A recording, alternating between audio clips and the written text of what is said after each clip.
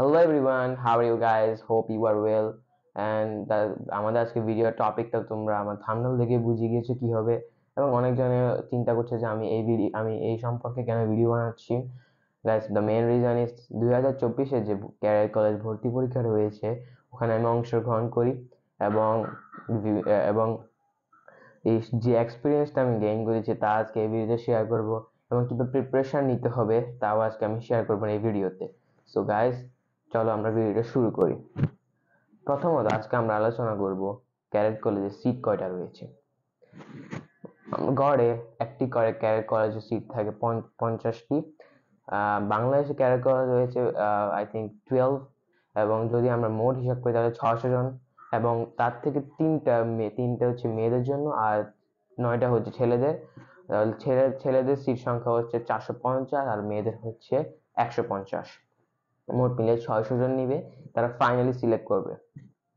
এরপর চলো গাইজ আমরা আলোচনা করি মার্ক অ্যালোকেশনটা। ওকে, মার্ক অ্যালোকেশনটা কি, মানে কি কি সাবজেক্টের উপর পরীক্ষাটা হয়। হচ্ছে তো 100 মার্কের হয়, আর ইংলিশ হচ্ছে 100, আর বাংলা 60, আর সাধারণ জ্ঞান 40। মোট মিলিয়ে এটা হচ্ছে 300 মার্কের পরীক্ষা হয়, আর সময় থাকে হচ্ছে 3 আওয়ার্স। তোমরা বুঝতে পারছো যে 300 মার্কের জন্য তোমাকে 3 আওয়ার দিছি, মানে কি তোমার 1 মার্কের জন্য তোমার কাছে 1 মিনিট নেই। ওকে, তো তোমাকে সেই চিন্তা করে পরীক্ষার হলে আগাতে হবে। এবং পরীক্ষার হলে যদি আমি কয়েকটা টিপস দিই, সেটা হচ্ছে পরীক্ষার যে প্রশ্নটা হবে, প্রশ্ন ধরন যেটা হবে সেটার উপর বেস করে তোমাকে লিখতে হবে, মানে সিচুয়েশন বেসড। তুমি বলতে পারবে না যে আমি তিন ঘন্টার মধ্যে 2 ঘন্টা 90 মিনিট বা 2 ঘন্টা 80 মিনিট বা লিখবো, আর এই এত এত মিনিট আমি রিভিশন দিব। এভাবে তোমাকে চিন্তা করলে কিন্তু হবে না। ওকে গাইস, বা তুমি 1 ঘন্টা গণিত, 1 ঘন্টা ইংলিশ, আর আধা ঘন্টা বাংলা, আধা ঘন্টা সাধারণ জ্ঞান, এভাবে হিসাব করলে হবে না।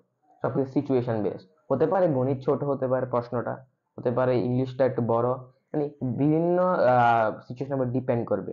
এবং যদি প্রশ্নটা হার্ড হয় তোমাকে প্যানিক করতে হবে না। কারণ কি, কারণ হচ্ছে তোমার সাথে যারা পরীক্ষা দিচ্ছে কম্পিউটার, যারা তারা তো সেম প্রশ্নের উপর পরীক্ষা দিচ্ছে।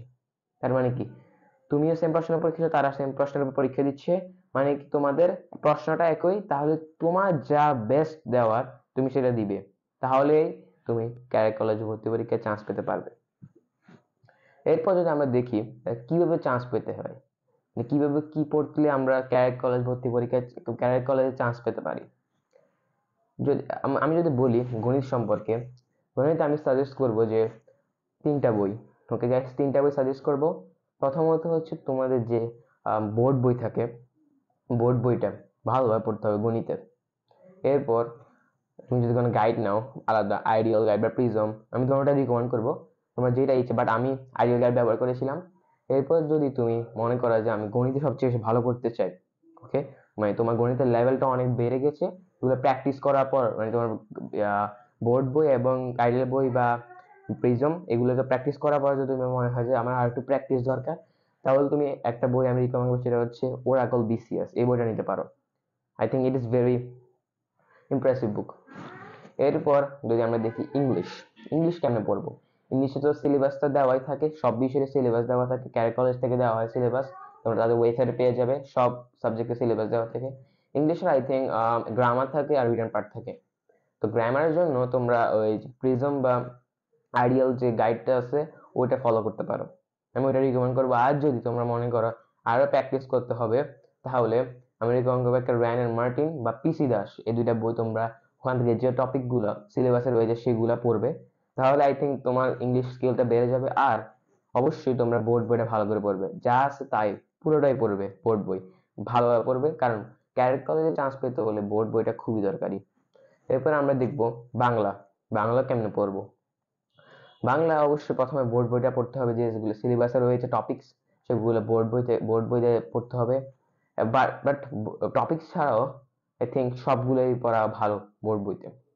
এরপর তুমি যদি চিন্তা করো বাংলা আর একটু গ্রামার প্র্যাকটিস করলে ভালো হয়, তাহলে তুমি ক্লাস 10-এর যে বইটা রয়েছে মুনির চৌধুরী অনেক আগের, সেই বইটা নিতে পারো, আমি এটা রিকমেন্ড করবো, আমি ফলো করেছিলাম বইটা, এটা এবং খুবই হেল্পফুল বই। এবং তুমি নিজের নোটও বানাতে পারো, সেটা ক্যারেট কলেজ মানে পরীক্ষার কয়েকদিন আগে তুমি সে রিভিশন দিতে তোমার সুবিধা হবে অনেক। এরপর সাধারণ জ্ঞান, সাধারণ জ্ঞান সাবজেক্টটা একটু বিরক্তিকর, কারণ হচ্ছে এটা ভ্যাস্ট, ওকে, এর কোনো শেষ নেই। লাইক তুমি দেখো রিসেন্ট টপিক রয়েছে, সেগুলো কোনো কি শেষ আছে? এরপর হিস্ট্রি পড়তে হয়, তোমাকে অনেকগুলো জিনিস পড়তে হয়। বাট আমি রিকমেন্ড করবো এত কিছু তুমি না পড়ে তুমি যদি বইটা ভালো করে পড়ো, মানে সায়েন্স আই থিঙ্ক, আর যেগুলো মানে সাধারণ জ্ঞান বিষয়, সায়েন্সটা আছেই, মানে বিজ্ঞান যেটা আছে ওটা তো খুবই দরকারি, ওটা ওখান থেকে প্রশ্ন আসে অনেক।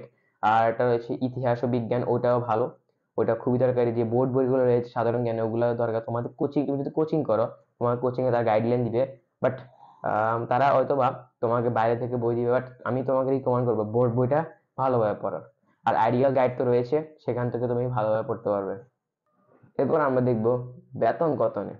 অনেক জন প্রশ্ন করেছে ক্যারেট কলেজে বেতন কত। গাইস, গাইস আসলে ক্যারেট কলেজে কোন নির্দিষ্ট বেতন নেই।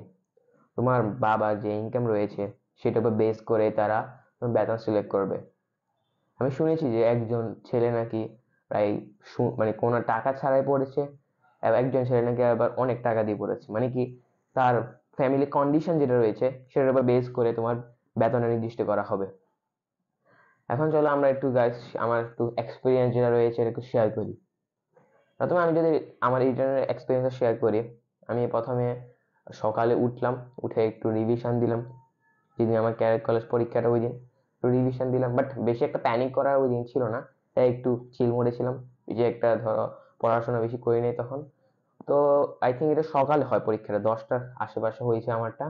তো গেলাম আমাদের যে তোমার যেখানে সিট পড়বে, যে যে ক্যারেট কলেজে, আমার তো ফেনী ক্যারেট কলেজ পড়েছে কারণ আমার বাড়ি ফেনী। তো সেখানে গেলাম সকালে।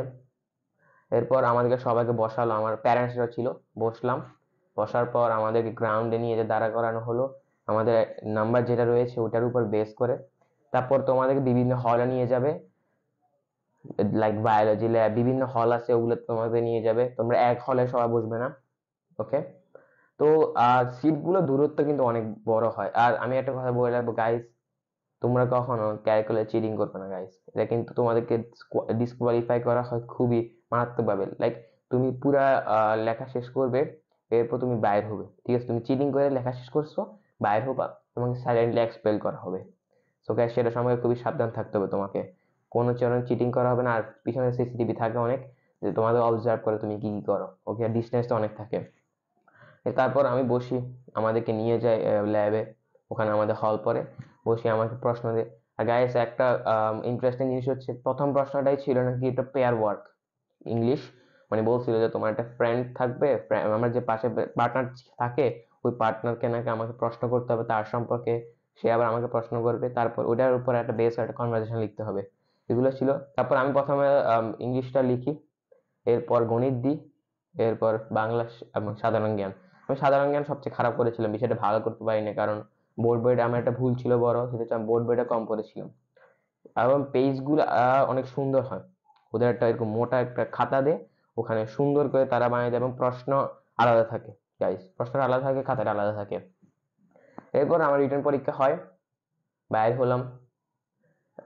তারপর কয়েকদিন আই থিঙ্ক 1 মাস বা 1.5 মাস পরে রেজাল্ট দেয়, ভাইবা। মানে যারা ভাইবার জন্য সিলেক্ট হয়েছে তাদের জন্য রেজাল্ট একটা আসে। আলহামদুলিল্লাহ আমি সিলেক্ট হয়ে যাই।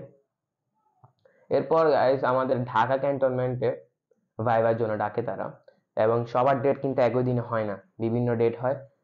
তোমার রোল ওয়াইজ ডেটটা সিলেক্ট করা হয়। আই থিঙ্ক আমার মনে হয় 13 ফেব্রুয়ারিতে হয়েছিল ভাইবা। তো ভাইবা দিতে যাই আমরা, সেভাবে ক্যান্টনমেন্টে আমরা মাঠে সবাইকে বসাই, প্যারেন্টসদেরকে বসানোর পর তারপর এক এক ডেকে ডেকে নিয়ে যায় তাদেরকে। এরপর আই থিঙ্ক একে একে ডাকে না, তারা একটা গ্রুপ নিয়ে যায়, লাইক 10 জন 10 জন 10 জন করে নিয়ে যায়। নিয়ে যে বসায় ওদের যে ভবন রয়েছে যেখানে তারা ভাইবা নিবে, সেখানে নিচে বসায়। বসানোর পর একটা কাগজ দেয় লেখার জন্য, ওকে? কাগজ দিয়ে, মা বাবা থাকবে তোমার সাথে। তো তোমাকে লিখতে হবে অনেক হবি বা তোমার সম্পর্কে অনেক কিছু লিখতে হয় সেই কাগজে। তো ওটা হচ্ছে তোমার মেইন পার্ট ভাইবার, ওকে? ওটা হচ্ছে তোমার মেইন পার্ট।